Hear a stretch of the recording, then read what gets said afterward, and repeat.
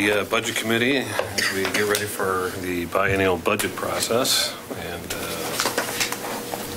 ahead and do some introductions. Wilda, why don't you start? Wilda Park, City Councilor. Jesse Bowman, citizen member, sorry. Jill Falconer, Councilor. John Stahl, citizen member. Mark Gamba, Mayor. Milo Denham, citizen member. Shane Evans, City Councilor. Lisa Beatty, City Councilor. First order of business is approval of the prior meeting minutes. I'd like to make a correction.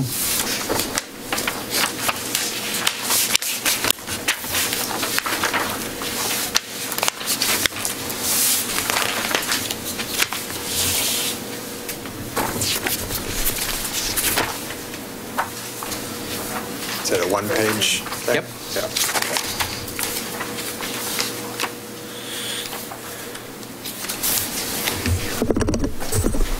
I'd like to replace the first paragraph under review of financial results for the period ended February 28, 2018, and discussion, which is in the middle of the first page of the minutes. No. Sorry. First paragraph. You'd like to replace it with this whole script? Yes. I think it's important. Is there a couple extras? Yes. Oh, good.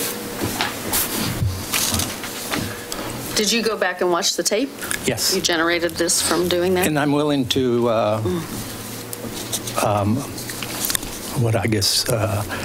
recognize that maybe somebody else should go back and look at it before we accept this in as the minutes. Because yes, I did. I went back and looked at the video.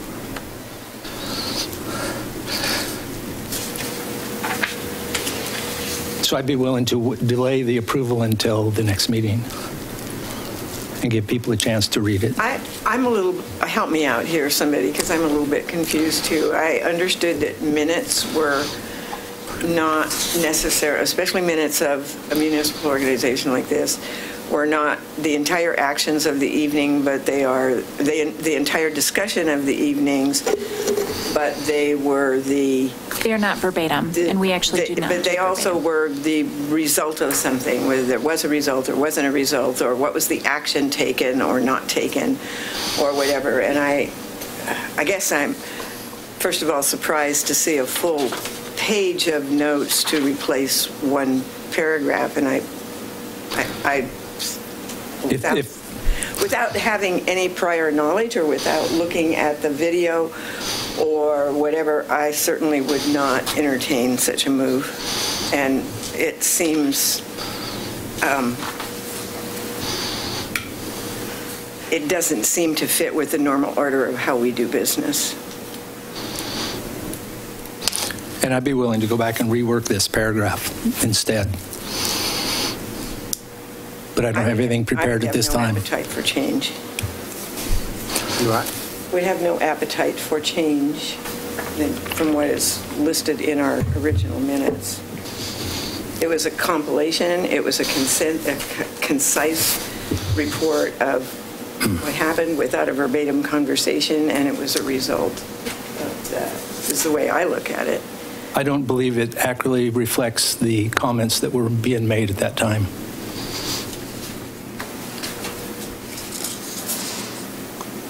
But I hear what you're saying, Wilda.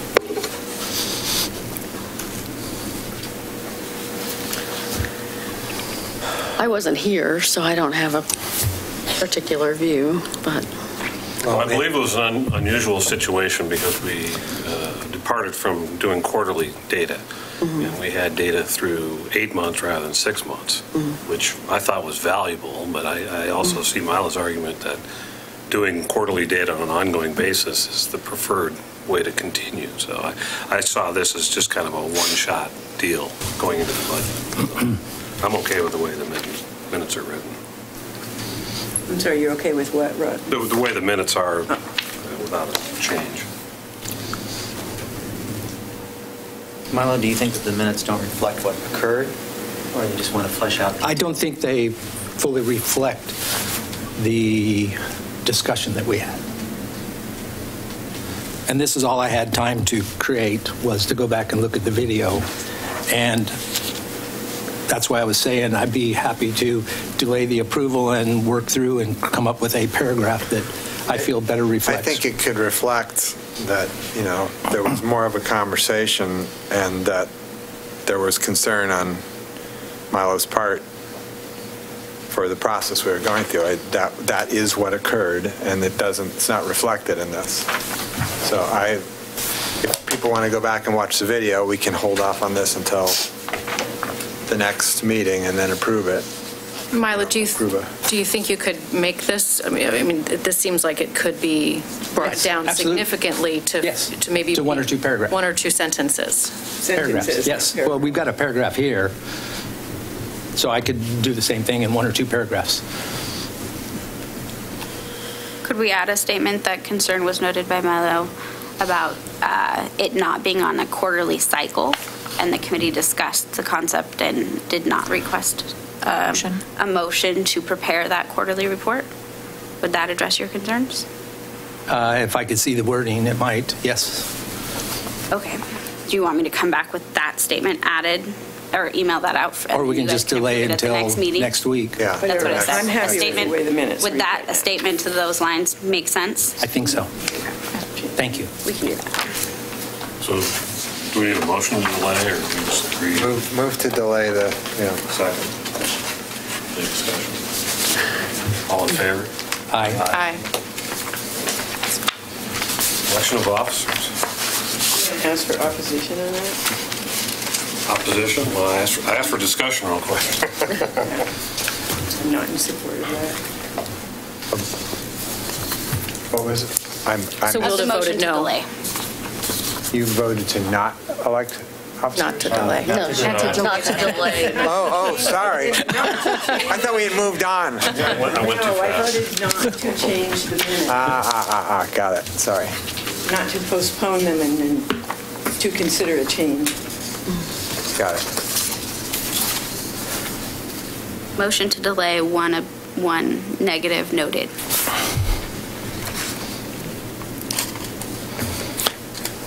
Now item number 3. I'm sorry. Election of officers. I would make a motion to appoint John Stoll as chair of the Budget Committee. I second it.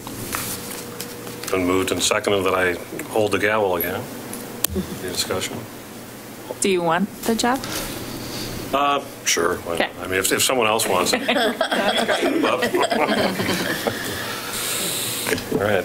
Can we also elect a vice chair, because that came up several times throughout the quarterly meetings? We used to have one. Same motion, or? I think it's a separate motion. Separate vice motion. chair. Let's do them separately. But if we could document it, it would be helpful, just so then we know who runs the meeting when you Have have we not it. had a vice chair before? I thought we did. I think we had deferred to the mayor.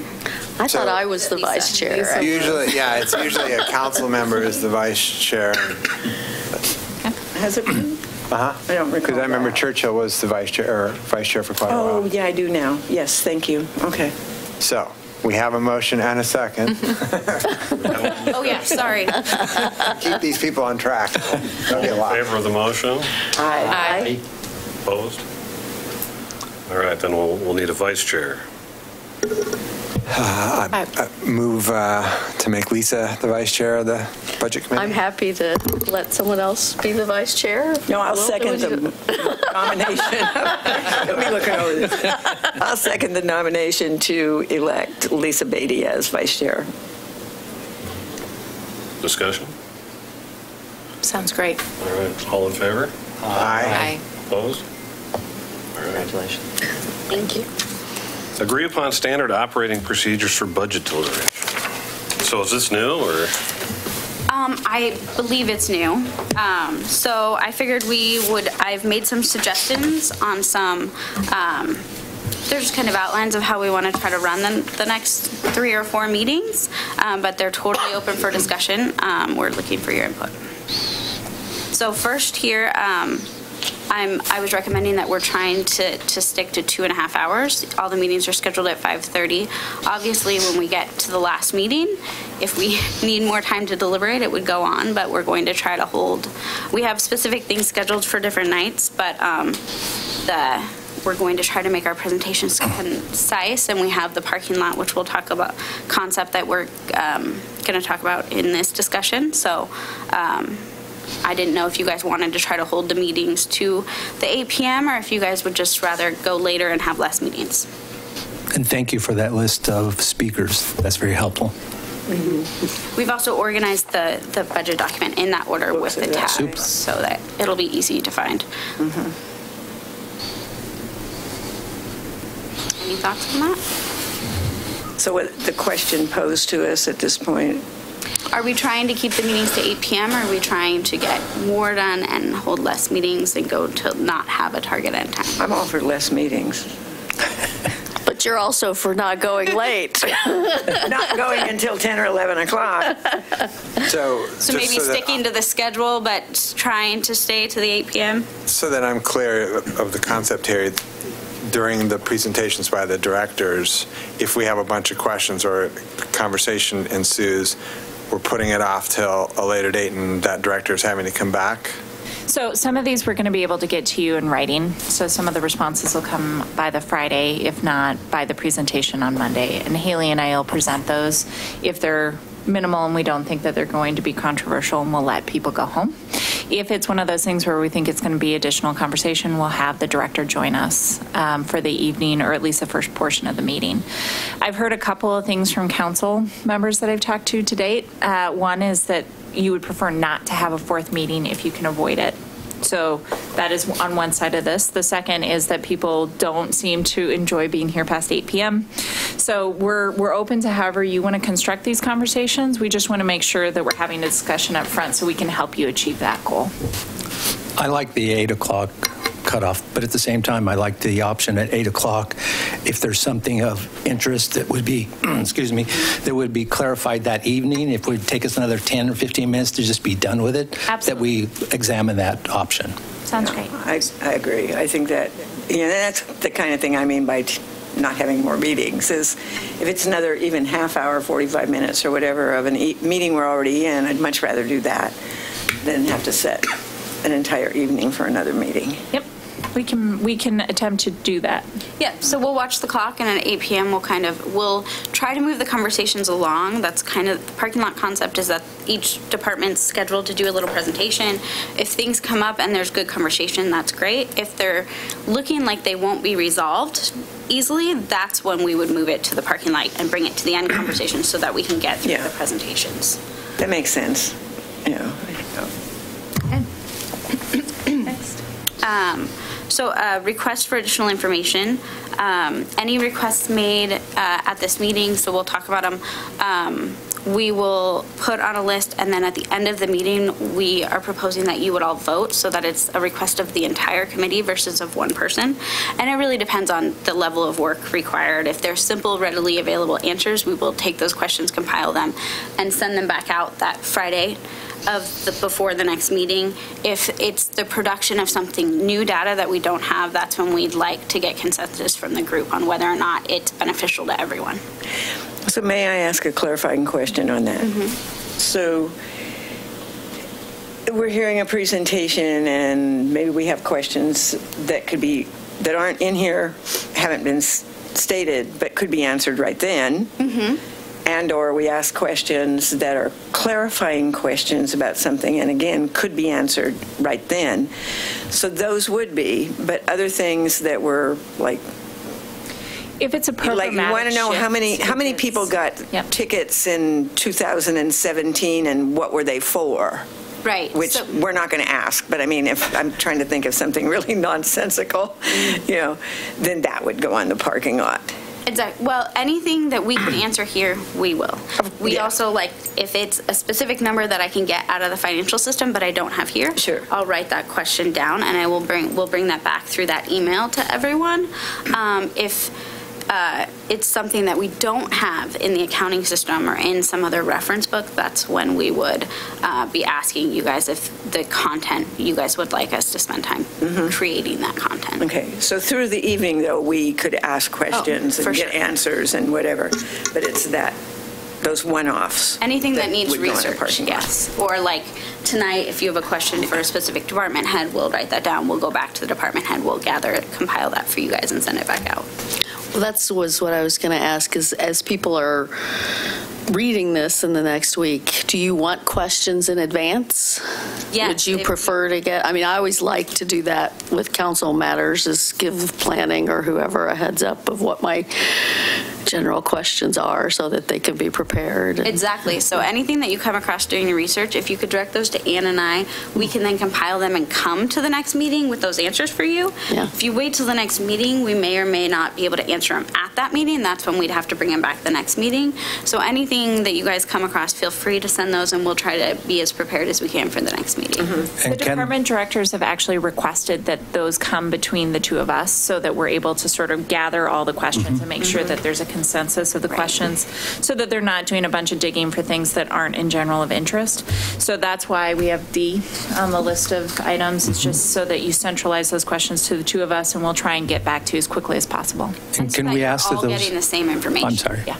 Can we ask that those requests be copied to the rest of the budget committee? In addition to you? The council members will understand my hesitation. You can't respond back to the email. So let's say you send an email, everybody's on it. There can't be an email back to you because then we start getting a quorum issue. Right. Having a discussion behind closed doors. So I'm okay if you want to, it's up to you guys if you want to have a CC on there. But you just can't do a follow-up email or response back to that individual. Right. And ideally, if you sent them to us, we'd be compiling all of those questions and answers, and those would be going to everyone. So they will get to everyone. It'll be a copy and paste. We're not going to be editing the content, so it'll be a direct item. No, I was thinking it might help me think of another question or clarification because there's great ideas out there. The hesitancy I have there is that if you're responding, let's say the mayor sends out an item and says, I have a question on this topic, you then have a new question that comes out of that, and you start getting into a dialogue around what those compounding questions are.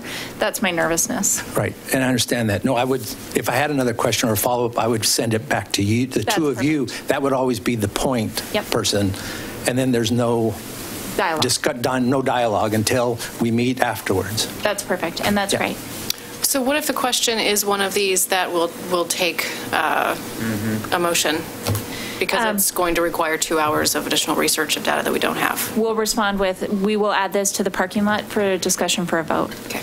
But if it's something where we're like, oh, yeah, we just didn't include that in the budget document, we do think that that's critical, and we can make the call because we know that it's needed by the group, we'll do so. But we won't know that that's one of those items until the next meeting. Correct. Okay. Or the Friday before. The Friday before, we'll say, here are the answers to what we could find. Here are the questions that would require more work, and we'll ask for further direction on. Okay. Yeah. And that way it saves everybody, it's you guys especially, which thank goodness, from sending out maybe 4, 5, 6, 8, 10 emails in a week. So we get it one time.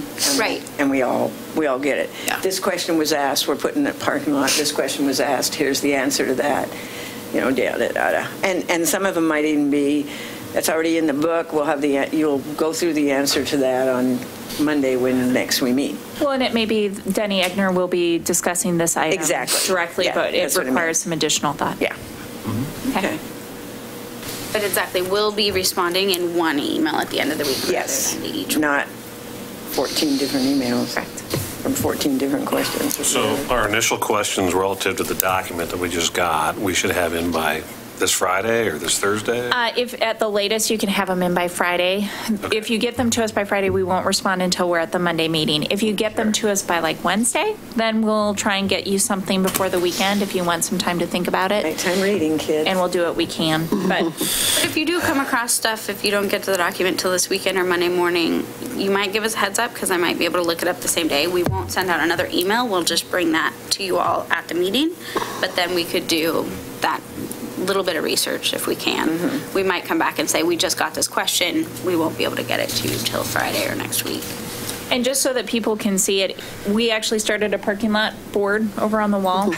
So we will update that over the course of the meeting. If you think you've asked a question and we haven't accurately responded or haven't acknowledged that we're getting your response, just call it out and we'll go put it on the board. We want to make sure people can see what we think we're responsible for that we can't provide tonight.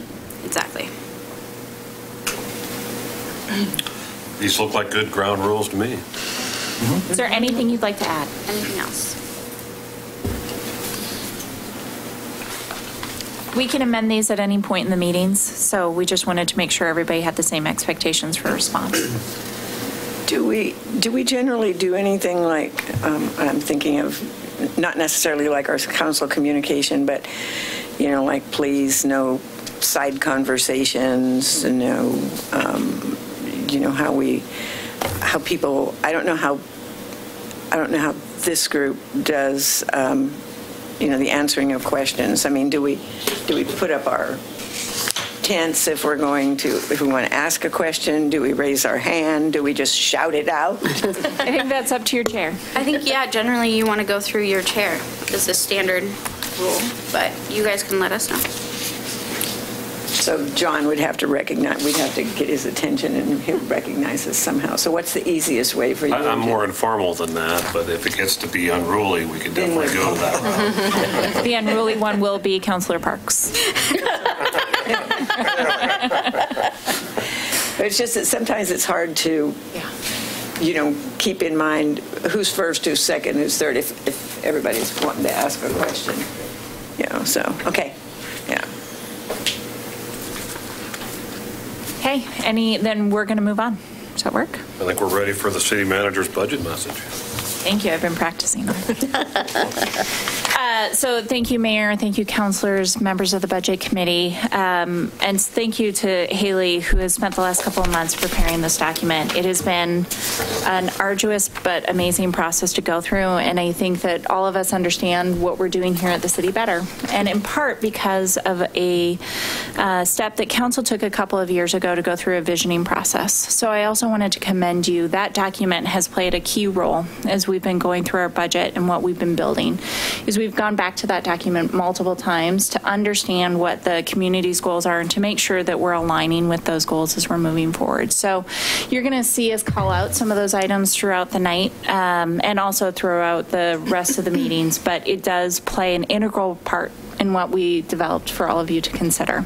I also wanted to call out and thank council for setting such clear goals because we also built the budget to try and meet the needs of council and to help get us down the trajectory that you all have set before us. At the end of 2017, you adopted 3 goals based on those recommendations. We've developed the budget. Those goals are housing affordability, completion of Milwaukee Bay Park, and development of a climate action plan, which was recently amended to include implementation of carbon reduction strategies. This budget also adopts a 4th goal, I took some liberties, and that were set by me and the department directors to provide effective and efficient government. And we did that because in a visioning process, people are always looking forward and they're looking out. They're rarely looking at what we do today. Under our charter, we have certain responsibilities. We wanted to make sure that there was a way for staff to feel like they were a part of that process. So we put them through under Michael. The document also considers past councils and this council's other priorities that weren't goals. A greatly improved Leading library is included in this budget, so making sure that we can get that building built. It does not account for shortfalls due to delayed construction, so I just want to call that out. If the development is delayed, those would require additional funds. Implementation of the Safe Access for Everyone program, completion of the Kronberg multi-use path, reconstruction of the Milwaukee Bay Park Bridge and Beach, completion of the city's updated comprehensive plan, redevelopment of Milwaukee's entire South Downtown, and a new position for city attorney that will be called out in its own independent budget this year. These goals are big, and I don't want to lump them in and make them seem almost passé. These are a really big deal, and they were difficult to figure out how to construct a budget that really captured all those goals, but I think we did it, and I'm really proud of the staff for looking to your priorities in order to come back with some projections for next year. So I'm going to talk a little bit about the individual goals, the first being housing affordability. So one of the things that you're not going to see in this, because it's not per se a new FTE, but it is a shift in FTE, is that a position within community development is being restructured to focus on housing with a secondary focus on economic development. So it doesn't come across as a new FTE, but it will align with the council's goals. We've also moved a limited duration planning position to a permanent position because of the number of applications that we're getting in, and just with the expected growth, we knew that we were going to need that position ongoing. You'll see the construction excise tax that was approved by council. Those funds will go towards your affordable housing over time. And then you'll also see some funding in the community development office for land banking and real estate transactional costs. The hope there is that staff will have some time to look at parcel, if we ever are interested in developing our own housing, and get some baseline information before we ask council to weigh in on that. So we put some funds in for that early assessment work. For Milwaukee Bay Park, which is our second goal, we are under the time crunch. So October 31st, 2020, we hit the Corps of Engineers deadline for their permit. This is an NCPRD goal in a way, right? So we are partners with NCPRD as our parks district, but they are restricted on how many SDCs they can use towards the project, and we also are going to be doing some grant funding requests. In a show of good faith, and also to show it as a council priority, we've included $250,000 in this budget of general fund dollars to go towards the construction of that park. The third goal of climate action plan that's been amended to include the implementation, the amendment of the implementation really requires an additional FTE. So we've included that in the budget and have included some smaller allocations for developing metrics and tracking the city's carbon footprint. The library project is a place where you may not see it called out, but your goal is being achieved. So the path to net zero that's outlined in that project is actually a huge opportunity for us to execute on the climate action plan. There are a number of those types of opportunities throughout the budget. We just wanted to give you a highlight as to how some of the other things that may come out through that goal. Also, the city will have its first solar installation with development of the library. We have seen one building already under construction that will achieve a green building standard based on the 5th floor bonus standard, and we're expecting that our other locations in town will also take advantage of that opportunity. So there are a lot of pieces that go into achieving that goal. Some of them are not as visual within the budget, but there are a number of them out there. And then under the fourth, which really was the city manager's effective and efficient government, the budget maintains operation funding levels for all of our departments while providing agreed upon increases for bargaining and to meet our healthcare and PERS obligations. So we are balancing in those areas, but just so you know, healthcare and PERS are increasing at an alarming rate, both of them. We last year eliminated use of the FODAR radar van due to difficulties in staffing it, as well as a philosophical shift around its role. To reflect this change, the city has eliminated one FTE in the police department. That was the van operator, and a 0.5 FTE in the Milwaukee court. This budget also shifts emergency operations funding and responsibilities from the police department to the finance department. We lucked out. We ended up hiring a really incredible person who can do the EOC work and is passionate about it in Haley's department. And so in consultation with the chief, it was decided that that was really the best place to move the service.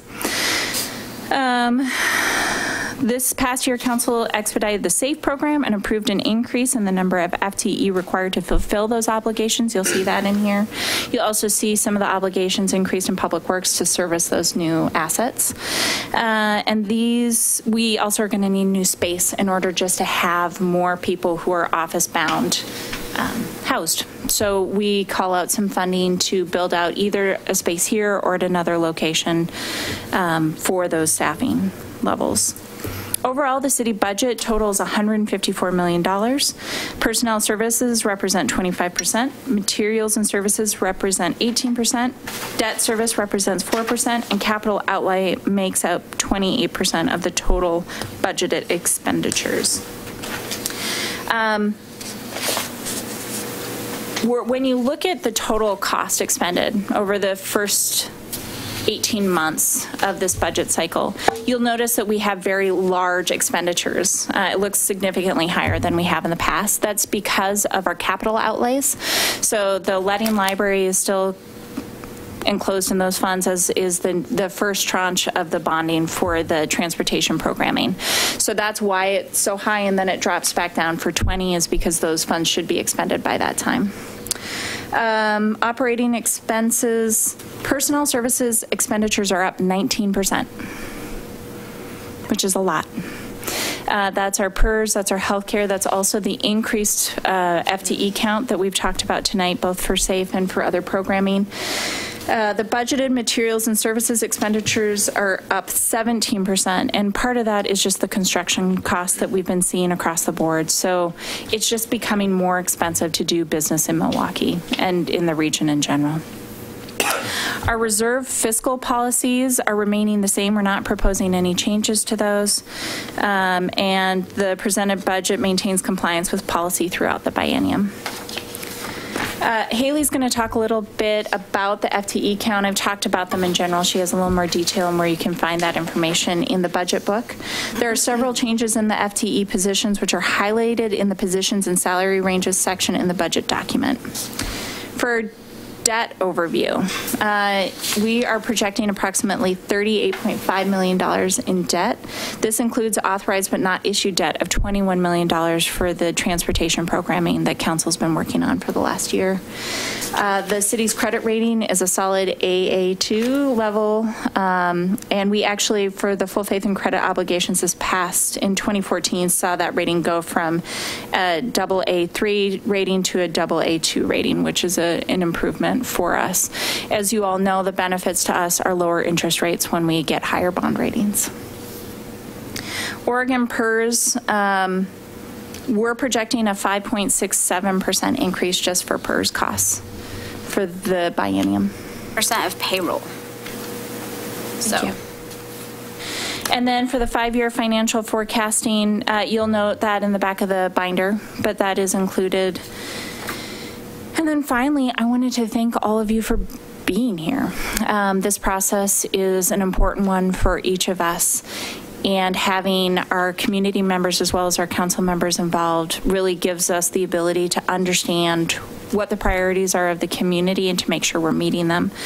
I also wanted to do a special thanks to the department directors, to Haley, to Bonnie, to Gary Ribello, who's negotiating our union contracts, and to Judy Serio, who pulled all this together today. So I really appreciated her help. And with that, I'm going to turn it over to Haley. So then my role today was just to walk you through this big document that we've got here, so you know what's in front of you for your homework over the next week. So we've posted the agendas for the next 2 meetings in addition to this one, and we've structured this document to correlate with that. So the table of the contents and the tabs correlate to that. So the next meeting will be going through the department budgets, and it's scheduled to go through the non-departmental funds. So I didn't actually put a line there, but it is noted on the agendas so that you would want to try to get through that content before the next meeting. In the overview section, I would note the updated org chart, noting that we've made some changes since last year.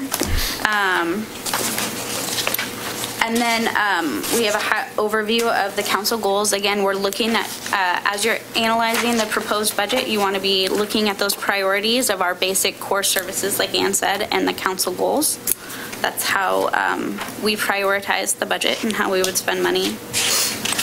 I did want to walk through the financial policies. We're not changing any of the reserve policies, but we do have some minor updates to the financial policies outlined for your consideration. So if you go to page 19. Thank you for referencing to the page. I appreciate it. No problem. Yes, so actually the first change is on page 23, and all I am proposing add-in is in accordance with local budget law, because local budget law is very specific on the appropriation levels, what's allowed there. On page 24, I I was noting that we, again, are required to follow local budget law. So I was proposing that we make the change to reference local budget law as the governing source of what form come to council and what don't come to council. On page 25, we made an update just to note that the financial forecast doesn't go public. I don't believe it has gone public in the past until we present this document.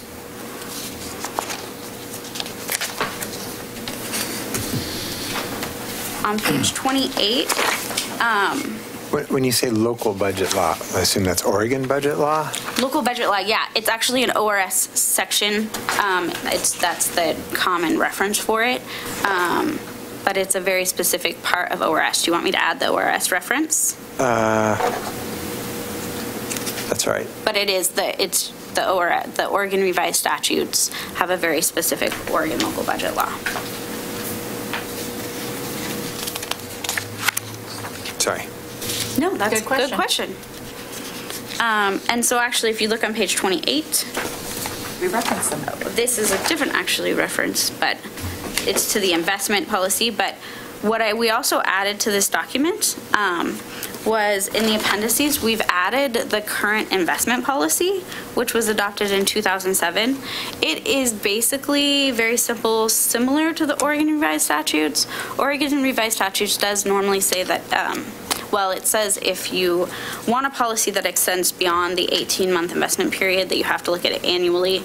Our policy is consistent with Oregon Revised Statutes in that it doesn't go beyond the 18-month, but we may in the next year, as we look at things, potentially be looking to update that. So I wanted to give you our current policy, and then I'd like to add the reference to Oregon Revised Statutes, as that would be the governing statutes, since we don't look at our policy annually.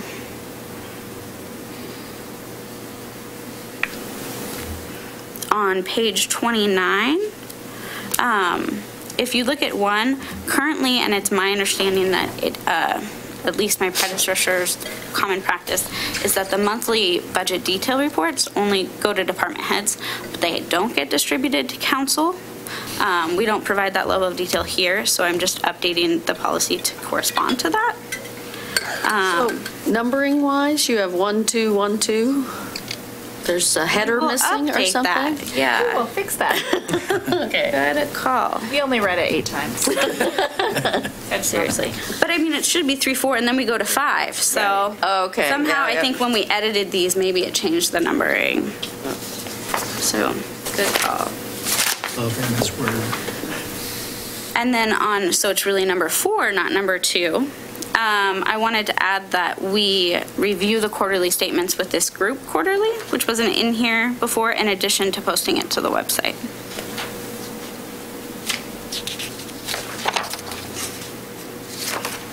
And I think those are the only changes. 33. Page 33? Oh, This is lead on 31. on 31. Oh, yes. So this, the actual accounting standards for restricted require it to be externally restricted. So an ordinance can commit funds in accordance with accounting rules, but they cannot restrict them technically. So I'm taking out that reference. Where are you? On page 31. 31.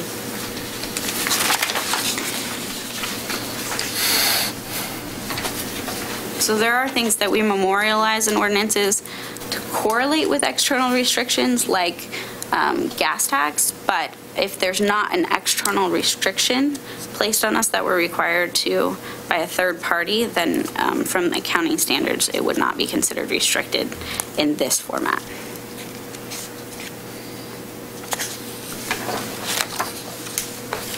And then on page 33, I wrote anticipated to because, or I added that because if within the biennium we're anticipated to, I would expect that at the time we come with that proposal, we would be coming forward with the plan to correct it. In the current year, we are staying within policy throughout the biennium, so we don't have that, but I would think that in the proposal, you would want to see that plan.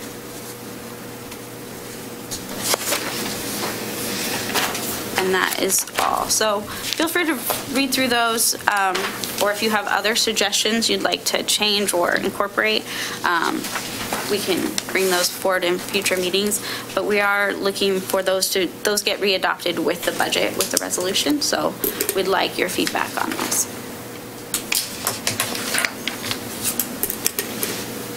So then the next section I would go to would be the trends. So if we go to page 40, just a couple pages. 40, I'm not going to go through this in detail and hit a lot of the highlights, but we did add in some fun, pretty charts that kind of give you some breakout of the different types of revenues and expenses that we have here. I would note that if you look at past years, these percentages have shifted because of the high fund balance that we have, that because of the debt issuances for the large capital investments, it has reshooken the balance. And you see that on page 41, the orange at the bottom is the fund balance. So in 2019, you see how large. That's a huge percentage of our resources. So these other ones, percentage-wise, go down. Question? Yeah, but not on that. Okay. Something caught my eye as I was paging past it. Our median household income is now $74,000. Last time I saw it, it was $50,000. Where is that? Page 38. That's Sorry, Mark, you said what? I didn't quite hear what you said. Median household income on page 38 on demographics, median household income is called out as $74,460. Something, isn't it? Last time I saw, when we did the housing needs assessment, it was in the... We'll check with We will verify that and get it and confirm. We'll actually check all this. Yeah. Okay, thanks. It looks like a Clackamas number. On page 40, is it CIP or CPI in the last paragraph? Should all be CPI. Yep, and it says CIP. All of them. Thank you.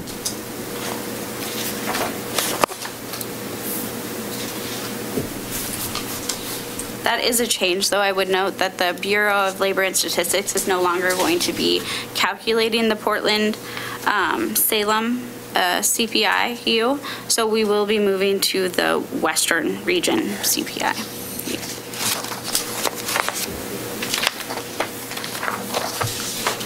That's a little scary.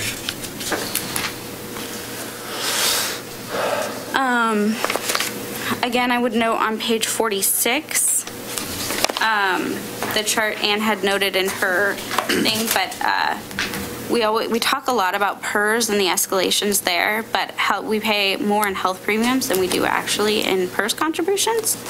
So I thought it was an interesting fact there. On page 47, you will see that spike in 19 for capital. So if you look at from 13, I thought it was interesting to add 13 to 18. You can see where our normal spend is versus what we're planning to spend in the next 5 years, graphically. And on the debt overview, we've added some comparisons to other local city jurisdictions.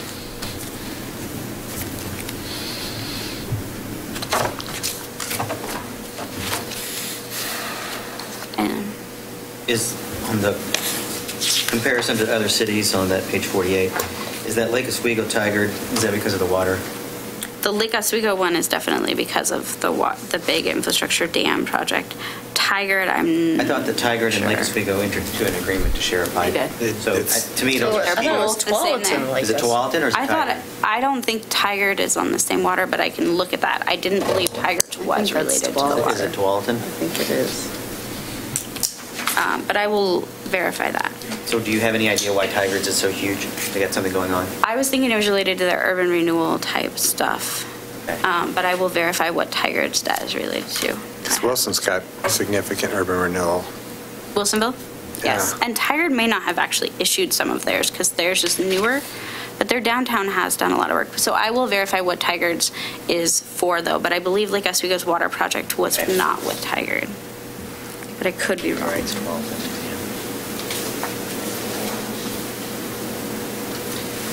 Another question on with the PERS explosion we continue to see.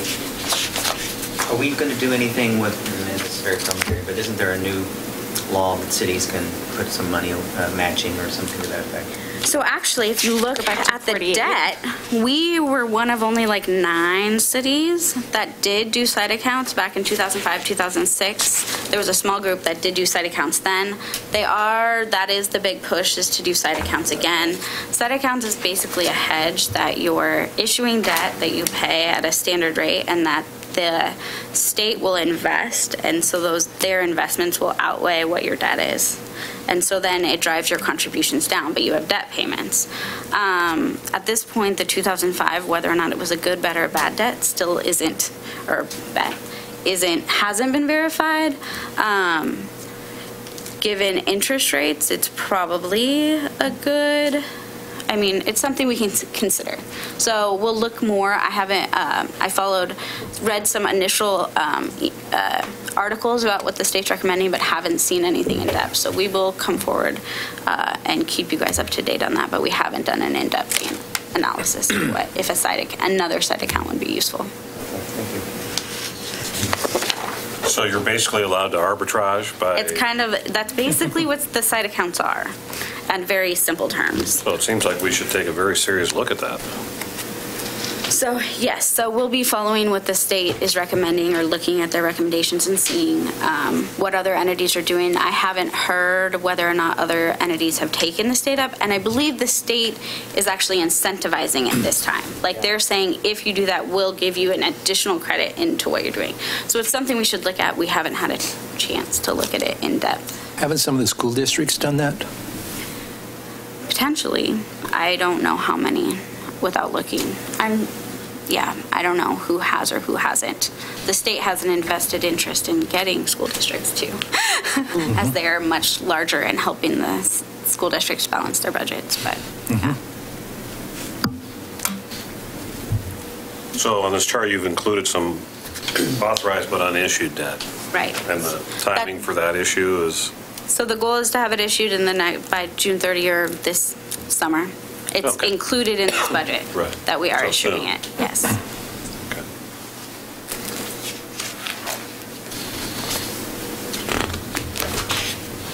So then we'll go into the transfers schedule that we have here. It follows the same basic methodology that we've used in the past in all the groups. I would note that we did break out one, public works sustainability, so 1, 2, 3, 4, 5, 6 lines down on the transfer schedule, we have something called public works sustainability. The public works administration, specifically Peter Passarelli, is heading the sustainability capital or climate action plan goal, and so the personnel that we're adding has been added to that department. But we didn't think that that was necessarily representative of normal public works admin that gets allocated solely to the utility funds, and so we came up with a different allocation method for those types of expenses so that we're not overloading the utility funds. We also broke out utility billing, which historically has just been allocated like finance. Part of this was came about when I was looking at the bank charges and how we didn't allocate those out to departments per se. We had them in finance, and our policy actually, which was one of the main policies I meant to hit, and I don't think I did, on page 28, was that our current policy says that interest revenue will offset bank charges. So literally, like, we're just netting the charges. That said, interest revenue comes from your deposits. So that's deposits from property taxes, from all your deposits.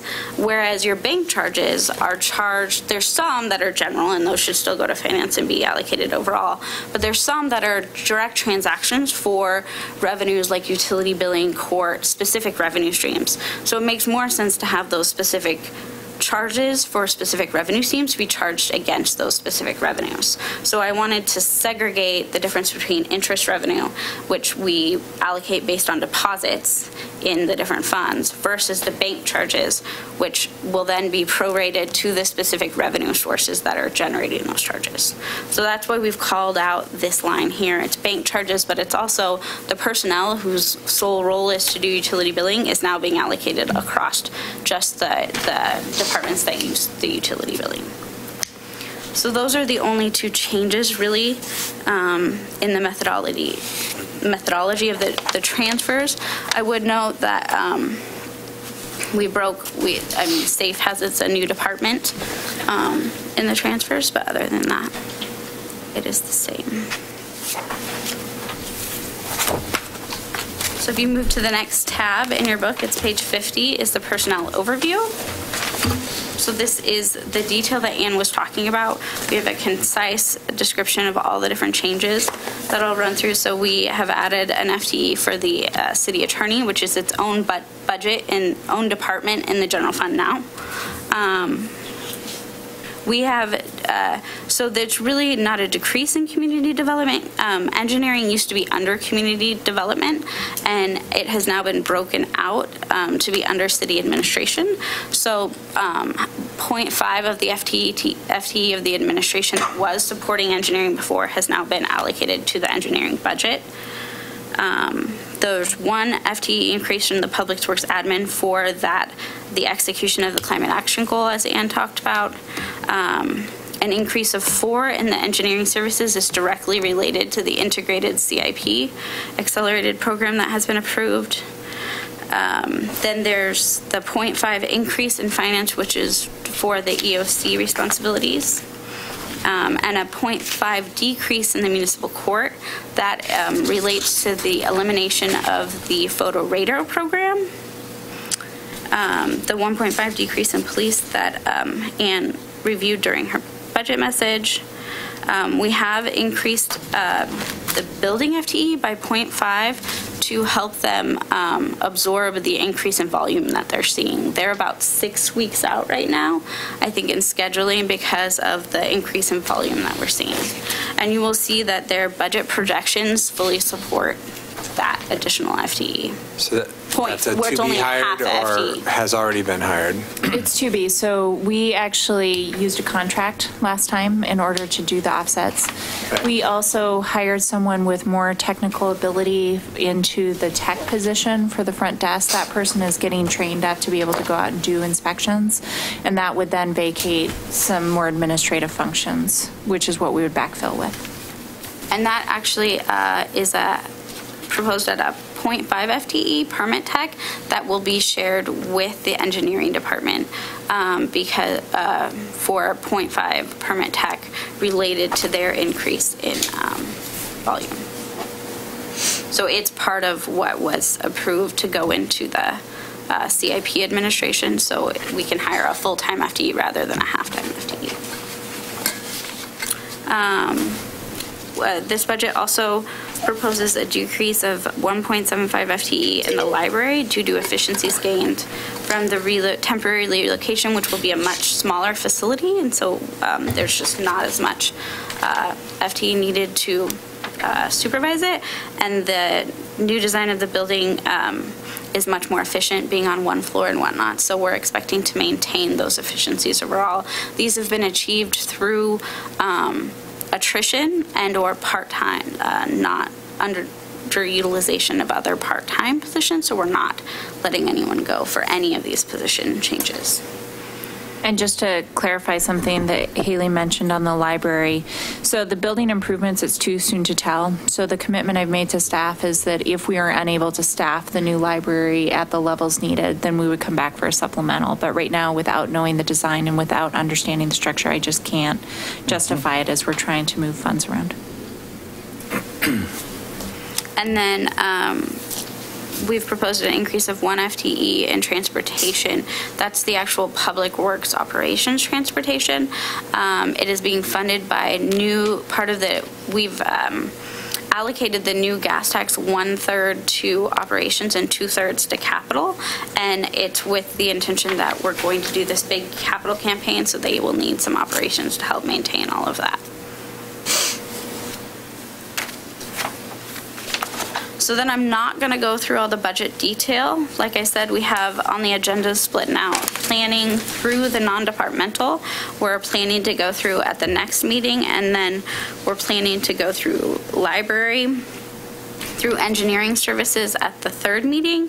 Additionally, what we will hand out right here, this is the Milwaukee Redevelopment Commission's budget. It has been noticed for the beginning of the meeting for the third day. So technically, you all sit on two committees. You sit on the city's budget committee, and then you sit on the Milwaukee Redevelopment, which is the city's urban renewal agency. From a state budgeting perspective, it's considered a separate entity, so it has a separate budget document. So we have noticed that for the 14th, so we'll do that first, and then we'll go into this meeting to do the rest of the department budgets. So then I wanted to go back, if you can find your CIP tab.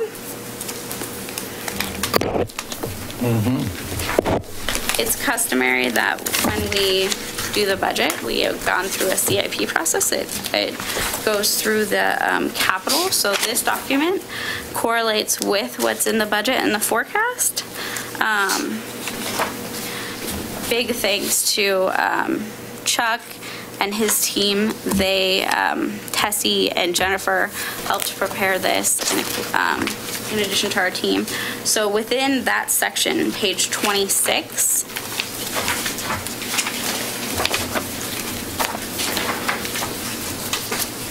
so I'm just gonna bring to your attention, I don't know if you wanna hold a page or tab it, but these are the summaries for the different departments. So page 26 is actually transportation. Page 10 is the general fund. Sorry, I skipped that. So this is the general fund.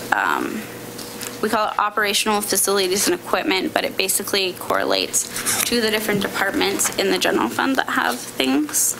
That said, we have 3 chapters. This has been broken up differently than it has in the past.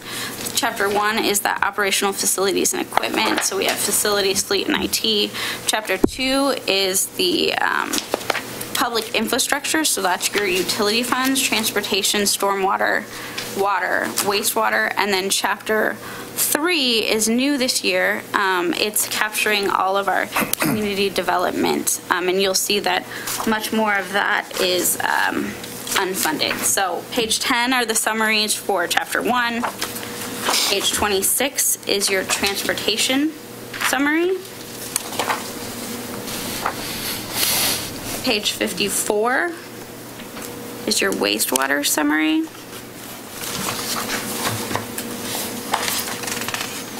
Page 76 is your water summary, and there's a table of contents at the beginning of this document.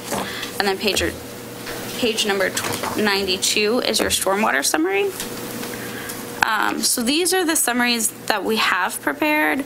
We don't have any other capital outlay summaries prepared, so if these aren't going to meet your guys' needs, we can come back to these at the last meeting and relook at them in summary if you'd like. The department heads will hit what is included in their budgets, but this is all we have planned to prepare on this level. No, 2 years ago, this entire section was completely missing, and I applaud both of you and your team for putting it in. Okay, so it's here, perfect. this is what we have. Feel free to look at it if you need anything else. And then I didn't flag the community development one. Let me find that for you.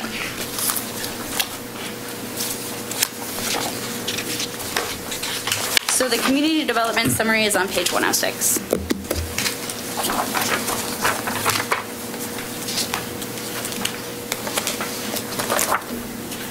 So the last section that you'll probably want to look at in correlation with the rest of the budget is your 5-year forecast.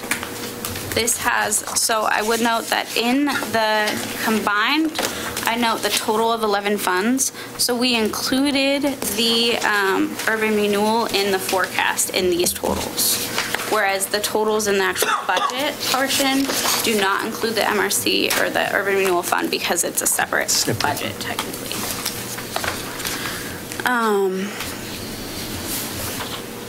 Again, I would note, overall, we're positive. The only funds that are projected within the biennium, we meet all of our policies. I would note on page 4, the general fund, once you get beyond the biennium, you would note the bottom line gets below some of our policy reserves tendencies. Generally, by the time you get through the biennium, you have, we historically have had a significant vacancy rate, and a lot of things change, so. It's not as dire as it looks. Right. And you end up with underexpend. Yeah, you can see in this year in our projections, we had significant underspend. We've made a really big push to correlate and try to really hone in the budgets to make them realistic and achievable in a 2-year period, but you're always going to have some savings from vacancies and things like that because those are unexpected. And we do, in the forecast, we've included the full, like as if we're fully staffed in those projections, so we will realize some savings from those different things. And not just fully staffed, fully benefited too. So some individuals don't Right. choose to take their full benefits package because they receive health care from their partner or for other reasons. So those are not captured because we don't know who they are. That's how we've done the hire. so we project either if the position is filled based on the elections of the current person, if the position's vacant or new, we project based on the highest election they could elect. So again, those we have some adjustments this year so far in the projections. The only adjustment that we've identified to this point is we will need a supplemental for the Public Works Department, Administration Department, which we've been talking about through all the quarterly reports for the last year, and that relates to a retirement and a benefit election that were different than what was budgeted. The only other thing I would note is all the other funds I believe are completely positive, except for the library does in the future years show a negative, and I think maybe the water fund has 1 year, but then it goes back up to positive. So we're looking pretty good. Actually, water doesn't even go negative. So it's just the general fund and the library that have future projections that would go negative. So with that, in the appendices, I would note that the thing we added this year is that investment policy, if you want to look over it. And then it's just the draft resolutions that will go to council. Those we put draft on them because if we make any changes, those will obviously change, but we've included the drafts here for you. So with that, that's all I was going to go through on the document. Yes, Milo? Point of clarification, I'm looking at page 63, way up in the front, General Fund Planning Services, and we have the phrase budgeted FTE, but the column says actual. I'm assuming that 2015 and 2016 are still budget FTE, and 2017 is where we get into the actual FTE. Is that correct? Those actually, I believe, are all budgeted FTE across from those historical budgets. Did you say page 63? Yes, up at the very front. 63, I'm sorry, under It's not the... Planning Services. There you Right. go. That's Sorry. So these were based on the budgets in those years. So they really are the budgeted FTEs. So it's They're in the budgeted- actual columns, but we didn't readjust for vacancies, if that makes sense. So like in the quarterly report we do, we based the actual on hours, Right. number of hours, so it's Right. more of that. These numbers were not adjusted for that. These were what was budgeted in those years, So there are no actuals in any of these statements not for FTEs. for FTE, okay? Is it possible to get copies of the electronic files Which electronic files? of the budgets? These are a compilation of multiple files, so these actually are not, I mean, you'll get a PDF. We're going to post a PDF to the website, but we don't can't have get Excel files? No. Because one of the things I want to do is come in and add personal services, materials and services to get a subtotal before I look at capital to see what the ongoing operations are. So in the general fund departments, you don't have that. For the utility funds, we actually do have those summaries presented. Yeah, and I was looking at it in the general fund. So Is it possible to just get the general fund budgets in Excel? the Excel files, again, they're all separate tabs. They come from multiple places. It's not easily produced. We could, I mean, with work, go through and copy paste actuals because there's links into different ones of Right. these. There's for this, Right. so we'd have to go into each department tab and copy and paste them. This sounds like a great parking lot item that the council can vote on. At the end Yes. of the night? Committee at the end of the night. Agreed. Are there other questions? Yeah. Any traction with hiring the city attorney? So the hiring process has closed. We ended up with several candidates. We'll be doing interviews on May 15th, and we hope to have somebody on board and in place by July 1. I do have to find them an office. I'm working on that. And one other item, the photo radar program that was terminated? Correct. Entirely, okay. It was terminated for a couple of reasons. I thought maybe, because didn't they change or modify the approach last year or the year before? They did modify it. We ended up having a vacancy. We were able to fill that vacancy, so we brought the van back. We then posted the position. We were unable to fill the position with multiple postings. So we can speed now. I would prefer it really if you wouldn't. Definitely a technicality, but are we required to take the signs down that the city? The city actually hasn't made a determination on whether or not we are discontinuing all photo radar. So we are going to be coming back after budget to talk about red light and some other questions that the county council or the city council has asked of us.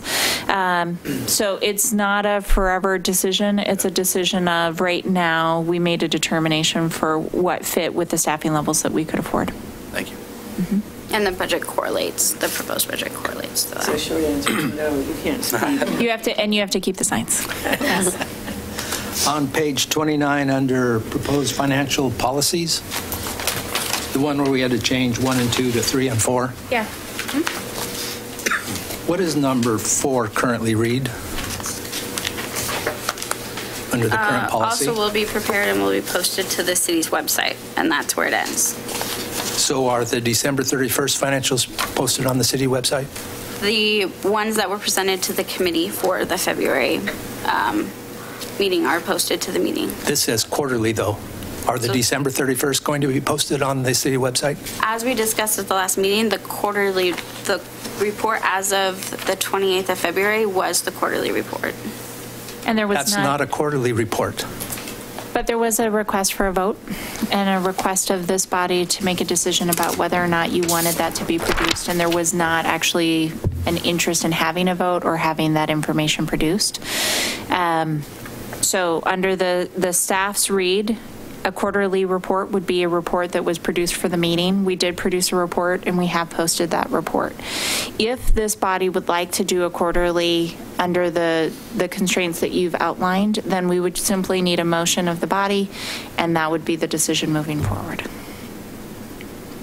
All right.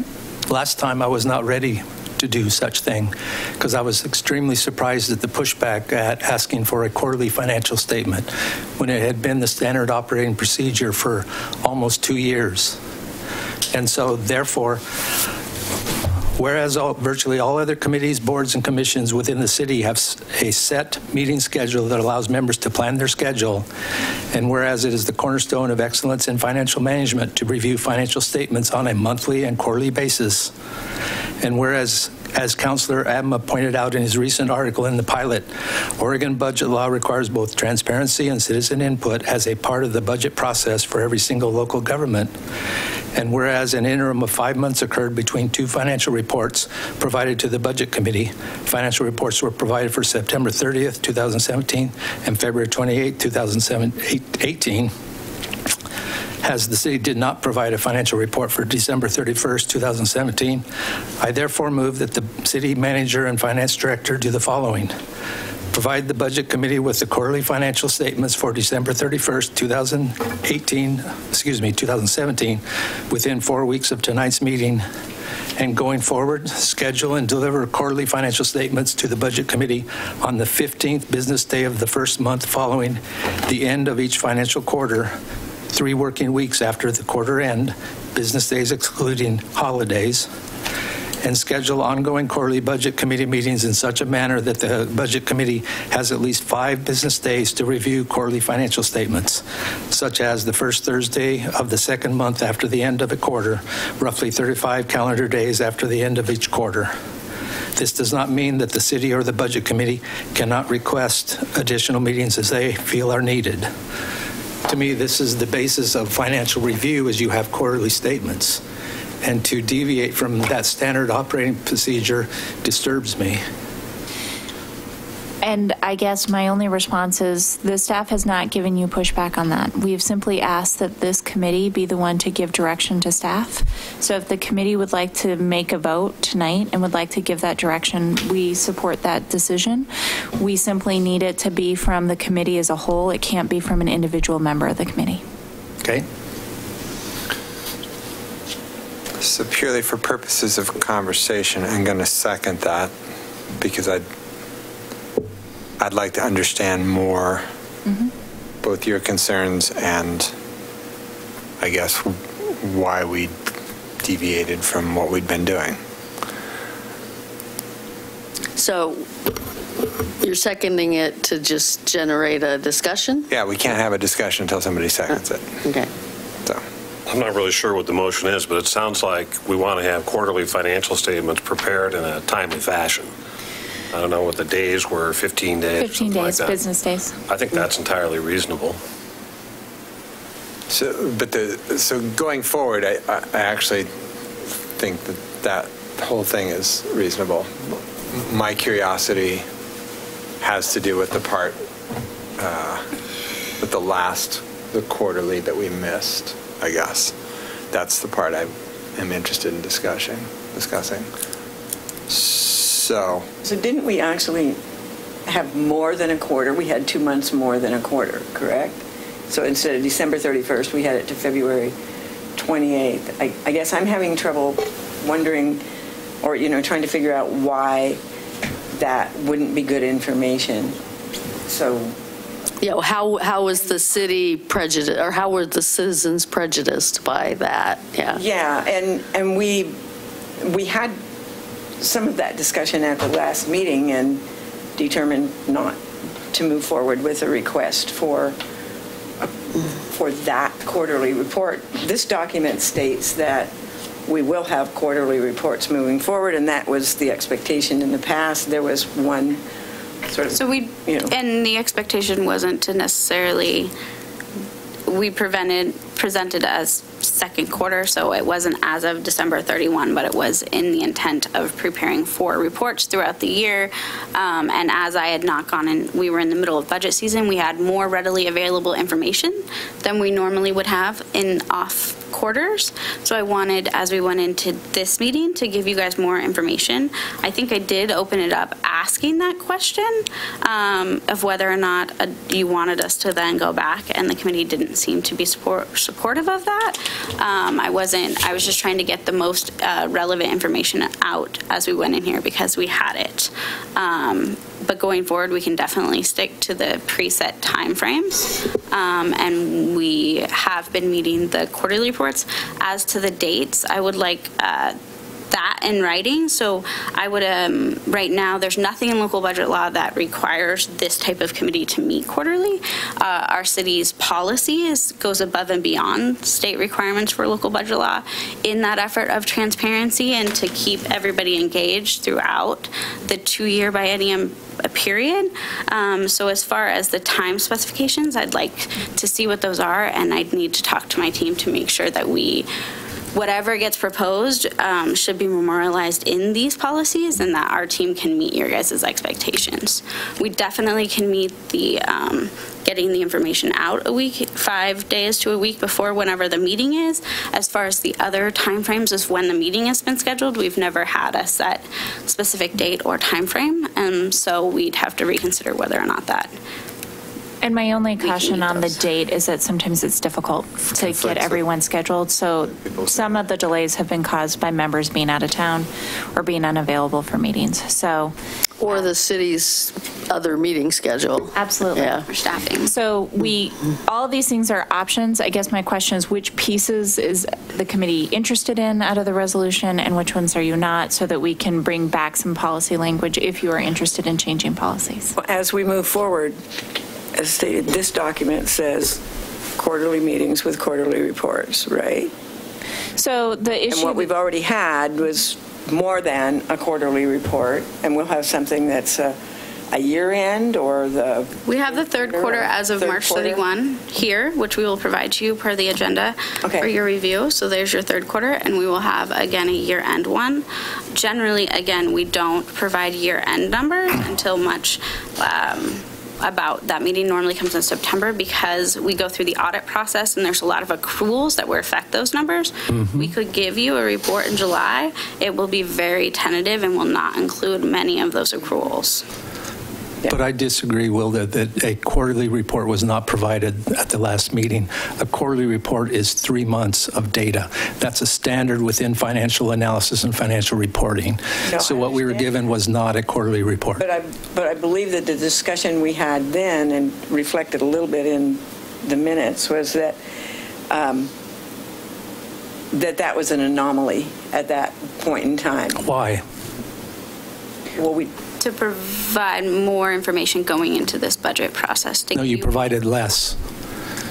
well, I'm not Oh, they trying to- provided More. How it was Included less. through February.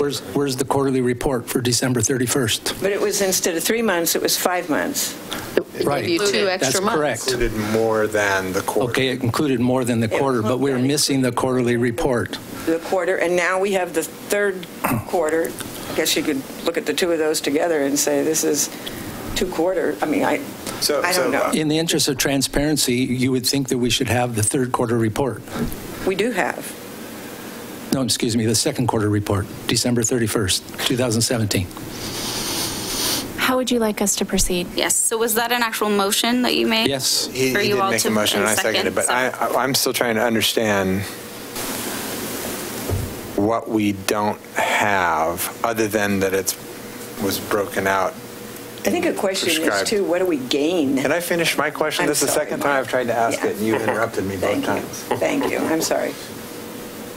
What do we not have from what was presented when we got more information than the quarterly report that, I mean, I guess what would we learn more by?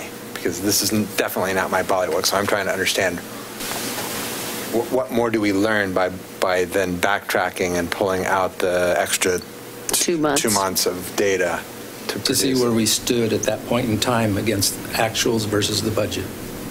We don't have that for December 31st. Okay, I got that, but why?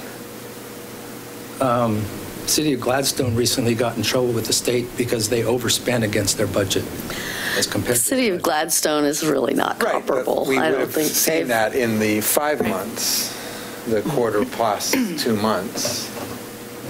We would have seen anything like that. So I'm still trying to understand why we need to just have that broken out portion. We got that data, it had more data with it. Well, was there ever a review of was there ever a review of the December 31st within the finance group? We have the monthly reports that we've gone through, so yes, for management. And I heard last time that it would increase workload. How long would it take to create the financial statements for December 31st? It takes us about 12 hours combined between 3 different staff to generate the reports. So you have monthly reports, and then when we do a quarterly, it's not just taking the 3 months and adding them? It's a 12-hour process to do a quarterly We go report? through the review, so they're consolidated at different levels. So our monthly reports are at the account level, and they're system generated. So these reports then go into the format that you see, and we do the FTE counts, and we do several other things, which I guess those were all done at the quarterly report. So, but staff would have to go through and hand produce from those other reports to here. So probably less, 12 hours is our normal production, is just my estimate, because it takes me about 2 to 3 hours to go through and analyze and add review the explanations. And so we have 3 levels of review at our staff level to produce that. What if we had it And without there's- explanations, just the straight raw data? I think that would worry me. That frankly. level of detail isn't normally presented at this level of oversight, What level of detail? the account level. Well, I'm asking for the account level. I'm asking for the similar report to what we've got, but without your review and analysis of why it was different, just a straight report. Would that be easier? Typically, that would generate questions that I would feel obligated to be able to answer. So if we're gonna produce something, I think it should be of quality, and I should be able to give you a straight answer for every question that you have on that document. And we have to go through that review just to make sure it's accurate. So I hear, I mean, Milo made a motion, but I guess I hear two different issues here. One is what we're doing going forward, and one is, are we going to redo something for this past year, right? Did your motion just was looking forward-looking motion? No. I think we're golden, correct me if I'm wrong, but we're great on a go-forward basis. Everyone agreeable that we'll do the quarterly report. Yeah. But And that this was one case, we added 2 other months, and I believe Milo's frustration is that on a Q-on-Q review, like if you're reviewing 3 months versus 3 months, that you would have 2 months additional, so there's that noise within the 5-month period? Yes. Okay. You have to interpolate. So it's only on a looking back for that, the February 28th. Can I ask also a clarifying question? So the resolution calls for a certain amount of time for responsiveness on the quarterly. I can't make that commitment without talking to staff and reviewing those types of timeframes. So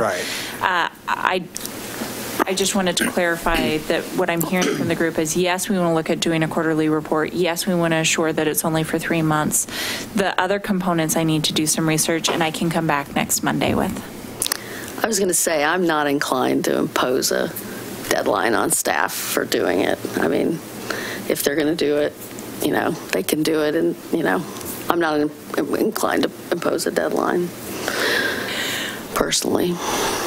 I guess, too, I'm thinking that and I understand the importance of looking at it quarterly. I appreciated that we had at least more than a quarter. I mean, we could see where things were going, but if you took the second and third and put them together, you'd still be comparing apples to apples and not apples to oranges, which you would be if you did the other. But it's still, you'd still have a good, clear picture, is, I guess, my point.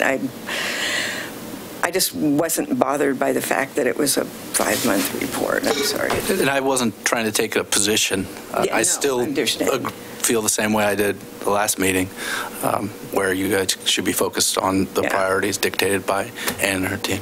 But if the 5-month is the better process, then why isn't it always 5 months? Oh no, I wasn't. I'm not saying to you specifically, but the policy did say quarterly. That's what it said. And I understand that now we're saying, well, going forward, we're going to do quarterly. But that's what we said before. That's what the policy required.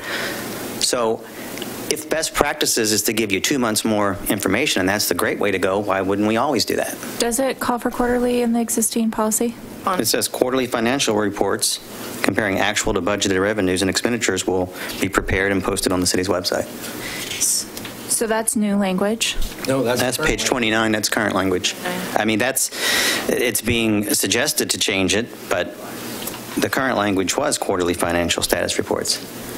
So I guess I was implying that the committee would meet quarterly and would have 4 reports. I thought I was providing more beneficial information by giving you up to date going into this budget process. Okay. So that is how I was interpreting it versus the time frame of quarterly. We meet quarterly. I prepared a second, and there will be 4 reports in this year of the quarterly report. Going forward, I will definitely stick to the 3-month time frame.